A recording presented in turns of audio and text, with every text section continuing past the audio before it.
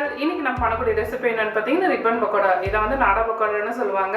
So இந்த தீபாவளிக்கு நம்ம ரிப்பன் பக்கோடா வீட்லேயே ஒன்று மொறுமொறுன்னு எப்படி செய்யறதுன்னு பார்க்கலாம் வாங்க.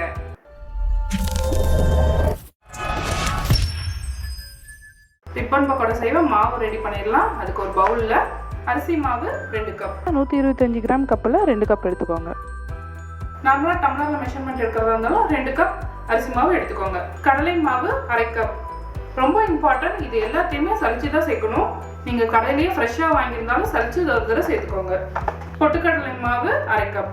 டம்ளரில் 2 டம்ளர் அரிசி மாவு எடுத்தவங்களுக்கு 1 டம்ளர் பொட்டுக்கடலை மாவு 1 டம்ளர் கடலை மாவு எடுத்துக்கோங்க, கரெக்டாக இருக்கும். பெருங்காயத்தூள் 1 டேபிள் ஸ்பூன், உப்பு 1/2 டேபிள் ஸ்பூன், மிளகாய்த்தூள் 1 டேபிள் ஸ்பூன், வெள்ளை எள்ளு 1.5 டேபிள் ஸ்பூன். எல்லாத்தையும் சேர்த்துட்டு ஒரு ஸ்பூன் வச்சு இதை நல்லா மிக்ஸ் பண்ணி விட்டுருங்க. தண்ணி எதுவும் சேர்க்காததுக்கு முன்னாடி ஒரு தடவை இந்த மாதிரி நல்லா மிக்ஸ் பண்ணிக்கணும். மாவை நல்லா மிக்ஸ் பண்ணியாச்சு. அடுத்ததாக இதில் நல்ல ஒரு புளிக்கரண்டி அளவு சூடான எண்ணெய் கண்டிப்பாக இதை சேர்த்துக்கோங்க. அப்போ தான் முறுக்கு நல்லா மொறுமொறுன்னு வரும். எண்ணெய் சூடாக இருக்கிறதுனால ஃபஸ்ட்டு ஸ்பூனை வச்சு லைட்டாக கலந்து விட்டுக்கோங்க.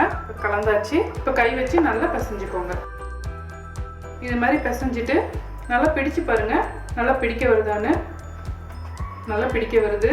இதுக்கு மேலே கொஞ்சம் கொஞ்சமாக தண்ணி சேர்த்து இதை நல்லா பிசைஞ்சிக்கோங்க. நிறைய தண்ணி சேர்த்துட வேண்டாம்.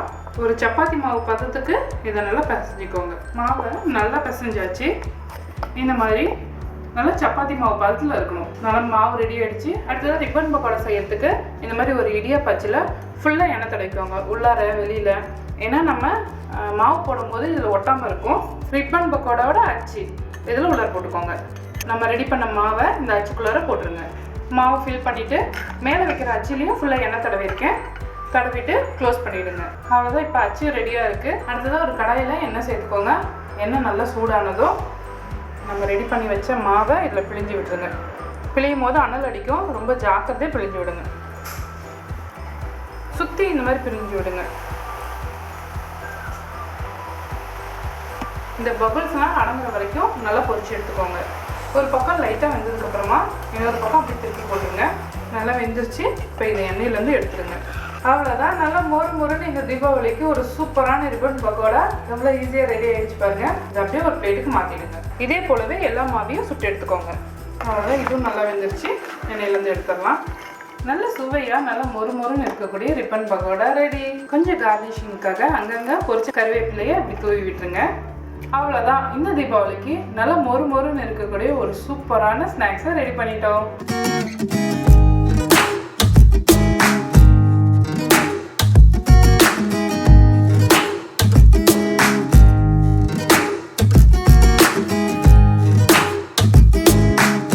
ரொம்பவே சூப்பரான நல்லா மொறுன்னு இருக்கக்கூடிய தீபாவளி ஸ்நாக்ஸை ரெடி பண்ணிட்டோம்.